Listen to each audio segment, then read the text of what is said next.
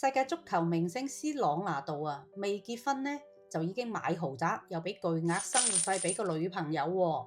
咁佢當呢啲係封口費呢，淨係訂煲費啊？其實全部都唔係，佢呢啲呢只不過係執行緊佢婚前協議嘅內容啫。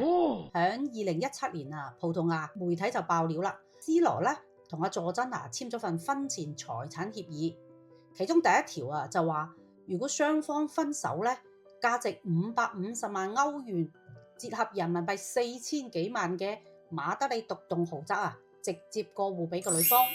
第二條呢，女方啊終身每個月可以固定攞10萬歐嘅生活費，仔女嘅撫養費另計。咁一年落袋成1000萬人民幣，下半世都衣食無憂咯。原來呢，佢哋兩個已經拍拖10年㗎啦。女方啊幫個 C 羅生咗2個女，仲湊埋 C 羅之前同人哋生嘅3個細路。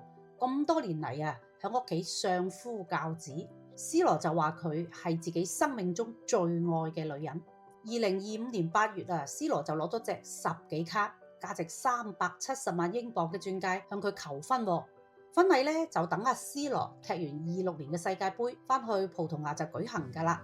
好多網友就笑話 C 羅簽呢份年薪1000萬嘅終身合同係咪傻㗎？未結婚啊就分走咁多身家先？錯啦 ！C 羅咧自己咁多年啊踢波兼代言啊投資嘅增值，早就入晒落自己嗰啲信託嗰度㗎啦，唔會因為離婚咧俾女方分走1半身家嘅。陳律師就話咧 C 羅呢啲唔係傻，而且係好醒目添。而婚前協議約定嗰啲豪宅啊，同埋生活費啊，全部都係俾足未婚妻嘅安全感，同時啊鎖死晒自己嘅100億身家，呢啲就叫做人情還人情，數目要分明。C 羅點解會咁謹慎啊？因為佢睇到太多前輩中招啦，好似曼聯嘅傑斯啦、阿仙奴嘅亨利、外星人朗拿度，都係因為冇簽婚前財產協議啊，離婚嘅時候俾女方直接分走咗1半身家。喺呢度陳律師就要教落啦，簽婚前協議咧唔好怕唔好意思喎，協議嘅內容咧其實都係雙方各方面嘅再平衡嚟嘅啫，俾足對方安全感啊，又少各種算計，日後嘅感情啊仲更加穩定添。愛情係可以盲目，但係財產啊必須現實。分手咧先唔會搞出個大頭佛，大家話係咪？